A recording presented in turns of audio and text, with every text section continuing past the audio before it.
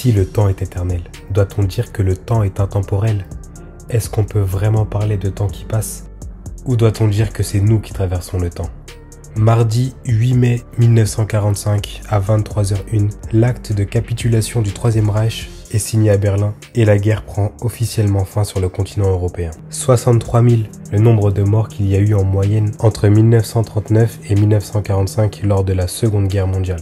Le 26 avril 1946, le régime de la retraite par répartition voit le jour en France par résultat d'un vote. Le Bureau international du travail définit un actif comme une personne qui occupe un emploi ou alors une personne qui est au chômage, c'est-à-dire une personne qui est à la recherche d'un emploi. Avec le système de retraite par répartition, chaque actif cotise pour la retraite qui va être utilisée immédiatement pour financer les retraités actuels. C'est-à-dire que en travaillant, une partie des cotisations va être prélevée pour la retraite et va financer les retraités actuels. Donc, avec le régime de retraite par répartition, on ne finance pas sa propre retraite, on va financer la retraite des retraités français. Après 2 guerres mondiales et plus de 350 000 morts en France, la France retrouve enfin la paix, la croissance économique reprend son cours et explose et le nombre de naissances augmente. C'est-à-dire que par foyer français, on avait plus d'enfants que la moyenne. À partir de ce moment-là, il y a eu un événement qu'on a appelé le baby boom. Les Français étaient très optimistes et donc faisaient plus d'enfants. Le nombre d'enfants était tellement élevé qu'on a connu une forte période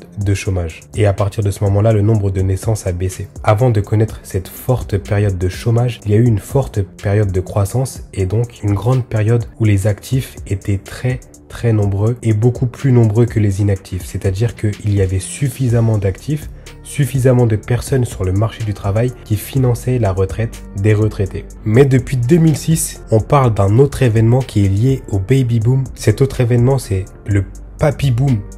Le papy boom, c'est-à-dire que toutes les personnes qui sont nées entre 1935 et 1950, aujourd'hui ces personnes qui représentaient le baby boom sont à la retraite ou alors vont bientôt partir à la retraite, il y aura beaucoup plus d'inactifs qu'auparavant. Et là, il y a un problème qui se pose. Il y a beaucoup plus d'inactifs qu'avant et le nombre d'actifs a baissé depuis le baby boom. On va se retrouver dans une situation où il y aura bientôt autant d'inactifs que d'actifs. Là, qu'est-ce qui va se passer? L'État, ils vont prendre plusieurs mesures. Ils vont décaler l'âge légal de départ à la retraite. Ils vont baisser les retraites des retraités. C'est pour ça que la retraite diminue d'année en année. C'est parce qu'il y a beaucoup moins d'actifs qui financent la retraite des retraités. Et d'année en année, les retraites vont baisser parce qu'il y aura de plus en plus de personnes à la retraite. Il y a eu aussi beaucoup de progrès médicaux, ce qui fait que l'espérance de vie a beaucoup augmenté. Les progrès médicaux sont incroyables. Aujourd'hui, une personne vit beaucoup plus longtemps. Il faudra payer sa retraite plus longtemps qu'auparavant. Et ça aussi, ça a un coût dans les caisses de retraite. Et le nombre de cotisations augmente. Les personnes qui ont fêté leur 60e anniversaire en 2007 ont cotisé 158 trimestres pour percevoir leur retraite. Tandis que les personnes qui auront 60 ans en 2022 ou en 2023 devront cotiser 168 trimestres. Le nombre de trimestres augmente chaque année. Toutes les personnes qui sont nées après les années 2000 vont devoir cotiser énormément de trimestres, travailler beaucoup plus longtemps que les autres personnes. C'est le système de retraite par répartition qu'on a en France. Après, il y a un autre débat qui se pose. Est-ce qu'on peut vraiment travailler plus longtemps? Est-ce qu'une personne de 70 ans qui travaille est autant efficace qu'une personne de 45 ans? Ou alors même, est-ce qu'une personne qui exerce une activité pénible ou même physique devrait travailler aussi longtemps? Ou alors est-ce que peut-être on devrait réfléchir à changer le système de retraite par répartition en fonction de la pénibilité du travail? Toutes ces questions se posent. Mais on pourrait aussi se poser une autre question. Pourquoi pas changer le système de retraite actuel et pourquoi pas réfléchir au système de retraite par capitalisation, comme le système de retraite qui est adopté par les pays anglo-saxons. Le système de retraite par capitalisation, qu'est-ce que c'est? Chaque personne va cotiser elle-même pour sa propre retraite. Toutes les personnes qui travaillent ne cotiseront pas pour la retraite des retraités actuels, mais elles devront elles-mêmes se constituer leur propre retraite. Elles vont percevoir plus de revenus, elles vont pas être prélevées pour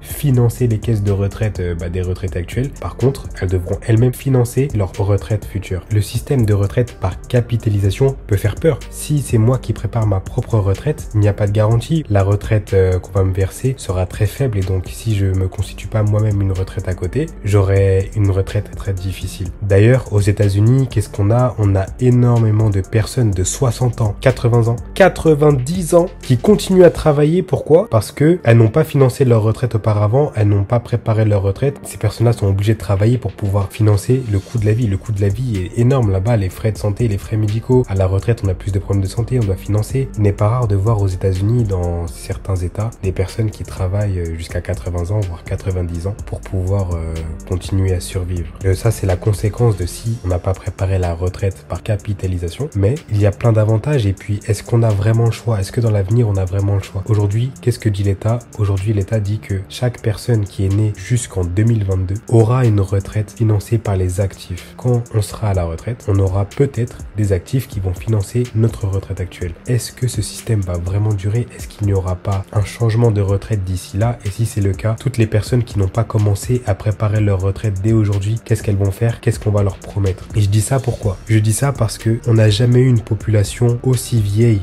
en France. Selon l'INSEE, en 2020, une personne sur 3 quasiment a plus de 60 ans. Et selon les projections de l'INSEE, toujours, en 2070, 40% de la population française aura plus de 60 ans. 40% de la population française. Même si on a 60% de la population française qui a moins de 60 ans, est-ce que les 60% vont travailler? Est-ce que les 60% seront des personnes actives qui vont financer les 40%? Et puis même si c'est le cas, même si les 60% financent la retraite des 40%, on commence déjà à avoir des retraites qui diminuent actuellement alors qu'on a plus d'actifs que d'inactifs. Donc si la situation s'empire, faudrait-il pas envisager une retraite par capitalisation, commencer à préparer sa retraite dès maintenant et ne pas compter sur l'État, sachant que si l'État aujourd'hui annonce que le système de retraite va changer, qu'est-ce que ça va provoquer dans l'esprit des gens? Est-ce qu'il n'y aura pas un effet de panique? Comment l'annoncer sans provoquer un effet de panique?